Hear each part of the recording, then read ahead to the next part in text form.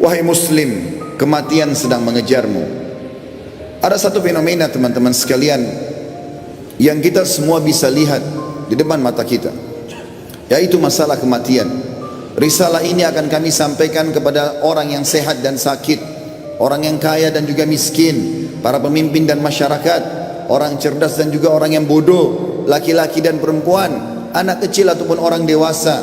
Ingatlah saudaraku, kita akan mengakhiri kehidupan dunia ini. Ada batas waktu di mana kita semua akan meninggalkannya.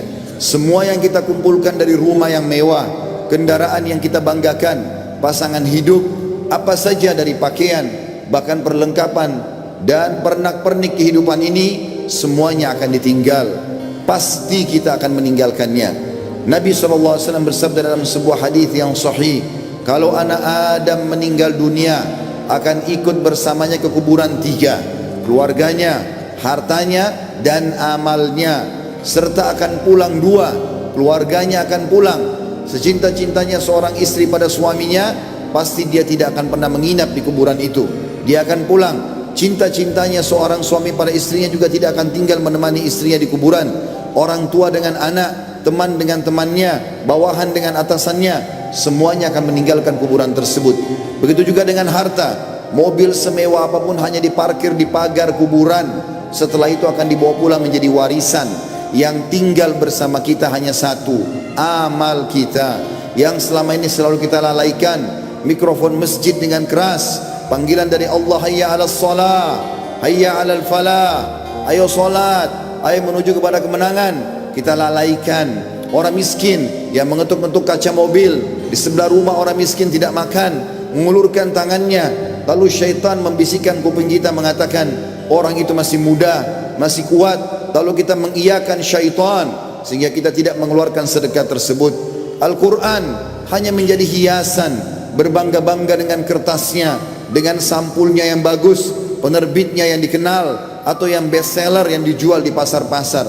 Bukan lagi berfungsi sebagai ayat-ayat Allah, peringatan yang harus dibaca dan jadi prinsip hidup, hanya menjadi sebuah kenangan saja. Begitu juga dengan orang tua yang dilupakan, hanya kena jabatan yang sudah naik, harta yang sudah mulai melimpah, memiliki pasangan yang cantik, anak-anak yang banyak, sehingga orang tua di kampung halaman dilupakan. Telepon pun hanya setahun sekali. Tidak ada lagi kejar pahala dan surga dari kedua orang tua. Padahal seorang salafus saleh pernah menemukan salah satu orang tuanya meninggal, lalu dia menangis terisak-isak. Kemudian murid-muridnya menanyakan, kenapa anda menangis? Kata dia, sungguh satu pintu surga sudah tertutup untukku, maka tertinggal satu lagi. Dan sekian banyak fenomena dalam kehidupan kita yang kita lalaikan, saudaraku seiman.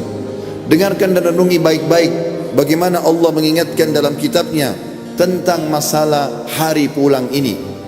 Yang pertama disebutkan di dalam Al-Quran surah Al-Baqarah ayat 281. Allah berfirman, dan kekal ditilawakan oleh orang-orang beriman sampai hari kiamat. A'udzu billahi minasyaitonir rajim. Wattaqu yawman turja'una fihi ila Allah, thumma tuwaffa kullu nafsin ma kasabat wa hum la yudhlamun. Takutlah kalian, persiapkanlah diri kalian, fikirkanlah baik-baik, masuk semua dalam makna wattaqu. Hati-hatilah kalian dengan hari di mana kalian akan dikembalikan kepada Allah. Kemudian setiap jiwa akan diberikan balasan dan laporan dari amal-amalnya, baik ataupun buruk, dan mereka tidak akan dizalimi sedikit pun. Kalau hari ini teman-teman kita melihat seseorang kerabat kita, teman sejawat kita, partner bisnis kita dibungkus dengan kain kafan dan meninggal, dan kita mengantar ke kuburan sebagaimana mungkin itu sudah pernah kita lakukan, maka satu waktu nanti kita yang akan diantar. Teman-teman sekalian masih malas sholat, sholatlah teman-teman sebelum anda disolati oleh orang-orang. Banyak orang meninggalkan saf pertama masjid, padahal itu keutamanya sangat besar, tapi dia menunggu dia akan disolati di saf pertama pada saat meninggal dunia. Ini kerugian, penyesalan akan datang terakhir, saudaraku seiman. Dalam ayat lain Allah berfirman dalam surah Al-Baqarah ayat 48, A'udzu billahi minasyaitonir rajim. Wattaqu yawman la tajzi nafsun an nafsin syai'a wa la yaqbalu minha syafa'atun wa la yu'khadhu minha 'adlun wa la hum yunsarun. Hati-hatilah kalian, perhatikan baik-baik, renungi baik-baik kata Allah.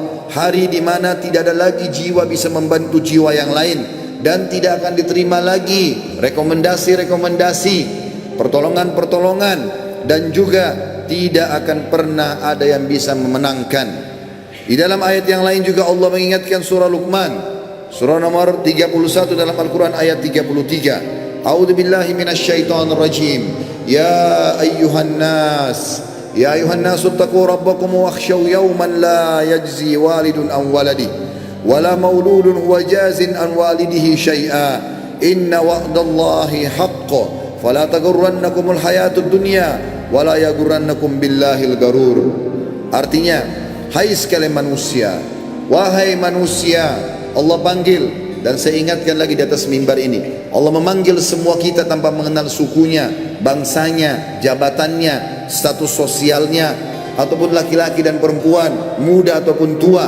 Allah mengatakan, wahai manusia, takutlah kalian kepada Tuhan kalian, dan khawatirlah terhadap hari di mana tidak akan ada lagi pertolongan, tidak ada orang tua bisa menolong anaknya, dan tidak lagi anak-anak bisa menolong orang tuanya. Sesungguhnya janji Allah pasti benar. Jangan kehidupan dunia melalaikan kalian, dan jangan sampai kalian terlalaikan. Allah subhanahu wa ta'ala mengingatkan di ayat yang lain, surah Al-Muzammil, surah nomor 39 ayat 17 sampai 19. Allah berfirman, a'udzubillahi minasyaitonir rajim. Fa kaifa tattaquna in kafartum yawma yaj'alul wildanu shiba. Bagaimana kalian bisa memungkiri hari di mana anak kecil pun bisa menjadi tua tiba-tiba? As-sama'u munfatirun bih, pada hari kiamat nanti maka langit-langit pun akan pecah. Kana wa'duhu maf'ula, dan itu janji Allah pasti akan terjadi. Inna hadhihi tadhkirah, ini adalah peringatan yang sangat bermanfaat. Faman syaa'a ittakhadha ila rabbih sabila, siapa yang berakal maka dia segera mengambil jalan menuju ke Tuhannya. Saudaraku seiman, ada seorang soleh dulu kaya raya di zaman tabi'in di Irak. Dia lagi duduk di kebun kurmanya. Orang ini kebetulan sering ibadah, rajin sekali ibadah. Satu waktu dia pernah lalai beribadah. Ada beberapa waktu dari amal-amal sunnah yang dia tinggalkan, bukan amal wajib. Lalu kemudian di kebun kurmanya dia duduk, dan seringkali dalam beberapa hari di mana dia lalai itu, dia mengurus pegawainya memetik kurma-kurma yang masih segar, ditaruh di depannya, lalu dia menyuruh semuanya bubar untuk dia nikmati sendiri kurma itu. Pada saat, dan kebunnya ini ditutup dengan pagar yang sangat tinggi, tidak ada yang bisa masuk, penjaga yang sangat ketat. Maka pada saat dia lagi duduk menikmati kurma tersebut, tiba-tiba di depannya semak belukar ya, bergerak seakan-akan ada orang. Maka dia sambil marah mengatakan, siapa kamu? Begitu beraninya kamu masuk ke dalam kebunku tanpa izin. Maka tiba-tiba keluar dari semak belukar tersebut orang yang dia tidak kenal. Lalu orang itu mengatakan, sesungguhnya aku adalah sosok yang tidak butuh izin untuk datang ke tempat siapapun. Aku sosok yang selalu ditakuti oleh seluruh raja-raja dan orang-orang yang membongkok atau menyombongkan diri. Aku sosok yang selalu kalau datang tidak pernah terlambat dalam menyelesaikan urusanku. Maka tiba-tiba orang soleh dan kaya ini menundukkan matanya yang tadinya melotot karena merasa marah, tiba-tiba dia ketakutan. Lalu dia mengucapkan kalimat, apakah Allah masih memberikan aku kesempatan untuk kembali? Maka dia pun, orang itu pun mengatakan, masih ada beberapa waktu untukmu, maka bertaubatlah. Tiba-tiba orang itu menangis, kemudian dia angkat kepalanya, orang yang tadi menyampaikan berita itu sudah hilang. Teman-teman sekalian, kita tidak butuh menunggu kita sakit masuk ke ruangan ICU baru mati. Kita juga tidak butuh teman-teman sekalian untuk menjadi tua dan ubanan semua rambut kita baru kita meninggal dunia. Kita tidak butuh tiba-tiba teman-teman stroke ataupun tubuh kita melemah atau kulit kita keriput baru kita meninggal dunia. Berapa banyak anak kecil yang masih muda pada saat ajalnya datang semuanya meninggal dunia. Mati fenomena yang tidak bisa kita menghindar darinya.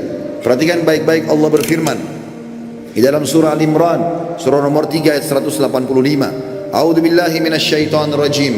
Kullu nafsin dha'iqatul maut wa innama tuwaffawna ujurakum yawmal qiyamah wa man zuhziha 'anil nari wa udkhilal jannata faqad faz wa mal hayatud dunya illa mata'ul gurur. Semua yang bernyawa pasti merasakan kematian, dan mati adalah terlepasnya ruh dari jasad seseorang dan pindahnya dia ke alam abadi akhirat sana. Dan setiap jiwa akan diberikan balasan pada hari kiamat sesuai dengan amalnya. Maka siapa yang bisa diselamatkan pada hari kiamat dari api neraka, kemudian masuk dalam surga, sungguh dia telah beruntung. Ketahuilah, kehidupan dunia hanyalah kehidupan yang menipu belaka. Di dalam ayat lain Allah mengingatkan juga dalam surah Al-Anbiya, wahai para orang ragawan yang merasa badannya berotot, kuat, segar, atau orang-orang yang menjaga kesehatannya dengan vitamin yang mahal, tidak akan bermanfaat pada saat ajal datang. Wahai orang-orang yang merasa hartanya banyak, orang yang selalu memerintahkan banyak pegawainya, sadarlah teman-teman sekalian bahwasanya itu hanya sebentar. Semua ada pertanggungjawabannya. Allah mengingatkan dalam surah Al-Anbiya, surah nomor 21 ayat 35, A'udzubillahi minasyaitonir rajim. Kullu nafsin dha'iqatul maut wa nabluukum bisyarri wal khairi fitnah wa ilaina turja'un. Semua yang bernyawa pasti akan mati, dan kami menguji kalian dengan kebaikan dan keburukan sebagai fitnah. Maka kalian harus tahu kalian akan dikembalikan kepada kami. Maksudnya kata ulama tafsir, kebaikan adalah dengan jabatan, dengan harta, dengan kelebihan paras wajah, fisik, pasangan hidup, keturunan yang banyak. Itu cobaan dari Allah subhanahu wa ta'ala. Bersyukur tidak? Digunakan dalam ketaatan kepada Allah atau tidak? Dia tunggangi enggak itu untuk panen pahala yang besar pada hari kiamat? Begitu juga kami uji kalian dengan keburukan. Keburukan juga datangnya penyakit, gangguan orang, semua melalui itu. Bersabar tidak? Sehingga akhirnya mendapatkan pahala yang maksimal pada hari kiamat. Di dalam ayat lain surah Al-Ankabut surah nomor 29 ayat 57 juga Allah berfirman, A'udzubillahi minasyaitonir rajim. Kullu nafsin dha'iqatul maut thumma ilaina turja'un. Semua yang bernyawa pasti akan mati. Sekuat apapun dia, sehebat apapun dia sembunyikan dirinya dalam sebuah bangunan yang besar, pasti dia akan mati dan akan dikembalikan kepada kami.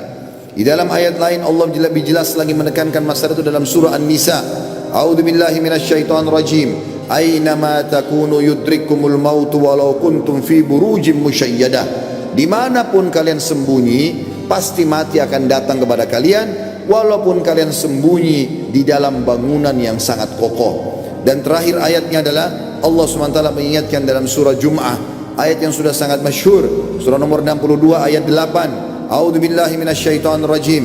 Qul innal mauta alladzi tafirruna minhu fa innahu mulaqikum thumma turadduna ila alimil ghaibi wasyahadati fayunabbiukum bima kuntum ta'malun. Katakan hai Muhammad, sampaikan kepada semua manusia, terutama umatmu, mati yang selama ini kalian tidak mau kenang, tidak mau ingat, tidak mau punya persiapan, pasti akan mendatangi kalian. Kemudian kalian akan dikembalikan kepada zat yang maha mengetahui yang gaib dan juga yang nyata, dan akan memberitahukan kepada kalian apa yang telah kalian amalkan. Saudaraku seiman, ingat, ruangan ICU di rumah sakit hanya 2 atau 3, dan orang yang sedang berobat di rumah sakit lebih sedikit jumlahnya daripada orang yang berjalan di sebelah rumah sakit. Di pinggir jalan lebih banyak, artinya lebih banyak orang meninggal yang tidak sakit. Hati-hati. Berapa banyak orang yang muda, masih anak-anak sudah dipikul di geranda jenazah. Sadarlah teman-teman sekalian, mati ini kalau selalu dikenang, dia akan jadi pengontrol dalam kehidupan. Maka kita hanya selalu tahu yang kita nikmati yang halal, yang kita kerjakan yang diperintahkan oleh Sang Pencipta Allah, dan semua yang haram, bahkan yang makruh pun akan ditinggalkan. Mati adalah pengawas yang sangat baik. Makanya kata Nabi SAW dalam sebuah hadis, kafa bil mauti dzakira. Cukuplah mati itu akan menjadi peringatan bagi orang-orang. Demikian juga kata Nabi SAW dalam hadis, mengingatkan kepada kita, melengkapkan ayat-ayat tadi yang saya bacakan. Di dalam sebuah hadis yang sahih kata Nabi SAW, akthiru dzikra hadimal ladzat. Ingatlah selalu dan perbanyak mengingat sesuatu yang menghancurkan semua kenikmatan, yakni al-maut, atau itu adalah kematian. Fa innahu lam yadhkuruhu ahadun fi diqi min al-aishi illa wassa'ahu alaih. Tidak ada orang yang mengingat mati pada saat dia sedang sempit kehidupannya, lagi ada masalah besar yang dia hadapi, kecuali akan melapangkan hidupnya. Oh, ternyata saya akan mati. Maka penyakitnya jadi ringan, utang-utang yang berat pun jadi ringan, dan dia berusaha untuk menyelesaikan sebelum mati menyambutnya. Wala dzakarahu fi sa'atin illa dayyakahu alaihi. Dan siapapun yang mengingat pada saat dia lagi lapang, maka dia pun akan berhati-hati menyempitkan semua celah-celah di mana dia bisa melakukan perbuatan yang haram. Dalam sebuah hadis yang lain kata Nabi SAW, kata Abdullah bin Mas'ud, pernah sekali bersabda, malulah kalian kepada Allah dengan sebenar-benar malunya. Kata Abdullah bin Mas'ud, kami malu kepada Allah ya Rasulullah. Kata Nabi SAW, bukan itu yang aku maksudkan, tetapi siapapun yang berusaha benar-benar menjaga kepalanya dan apa yang ada di isinya, dan juga perutnya dan apa yang akan dia masukkan, beserta juga menjaga lisannya dan meninggalkan perhiasan dunia ini yang haram, yang tidak Allah halalkan, dia berusaha mencari yang haram, maka dia telah malu kepada Allah dengan sebenar-benarnya. Dan Nabi SAW, teman-teman sekalian, pernah mengantar jenazah atau melihat ada jenazah diantar oleh para sahabat. Kemudian Nabi SAW menanyakan, apa yang mereka kerjakan? Lagi ngerumun. Kata para sahabat, menggali kuburan ya Rasulullah, akan masukin jenazah.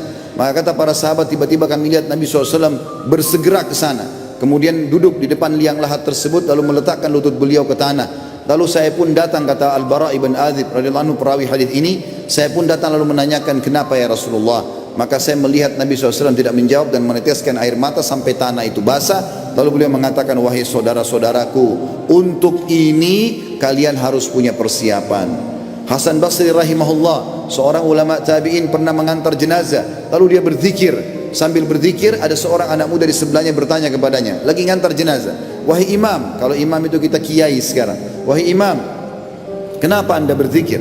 Sampaikan kepada saya, bukankah kita lagi ngantar jenazah? Kata beliau, wahai anak muda, berzikir ya, atau diamlah, karena sungguhnya yang sedang kita antar sudah tidak bisa berzikir lagi. Juga Uwais Al-Qarni pernah berkata, wahai penduduk Kufa, salah satu tabi'in yang masyhur, yang kata Nabi SAW, afdal tabi'in adalah Uwais Al-Qarni, seorang yang sangat saleh dan berbakti pada ibunya. Dia mengatakan, wahai penduduk Kufa, kota yang dia meninggal di sana, sesungguhnya kalau kamu sedang tidur, kamu sedang berbantalkan kematian. Oleh karena itu, kalau kamu masih sempat bangun, maka ketahuilah kau satu waktu tidak akan bangun lagi. Begitu juga dengan Al-Lubaydi. Al-Lubaydi ini seorang tabi'in yang menyeriwayatkan tentang Abu Ishaq rahimahumullah. Dia mengatakan, aku selalu melihat Abu Ishaq mengeluarkan dari kantongnya sekertas-kertas, selalu membaca. Setiap habis sholat dibaca sama dia. Saya tidak pernah nanya selama hidupnya, dan pada saat dia meninggal, saya pun mendapatkan kertas itu di kantongnya, lalu saya membaca.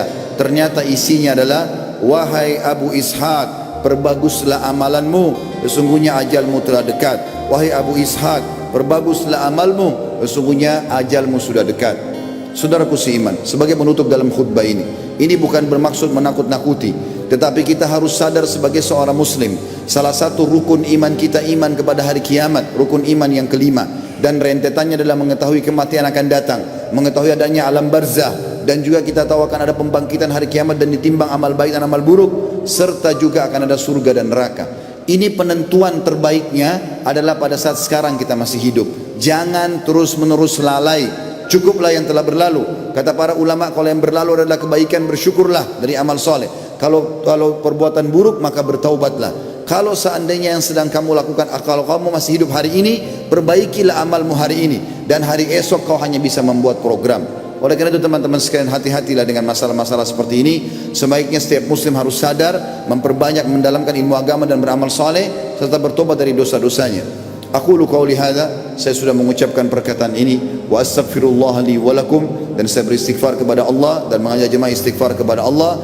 Innahu huwal ghafurur rahim, sesungguhnya dia maha menerima tobat hamba-hambanya dan juga maha pengasih. Sebelum berdoa teman-teman sekalian, Utsman bin Affan radhiyallahu anhu, di masa akhir hidup beliau, Utsman bin Affan tidak ada seorang muslim pun mungkin yang tidak mengenalnya, anak mantu Nabi SAW, dan dijamin baginya surga.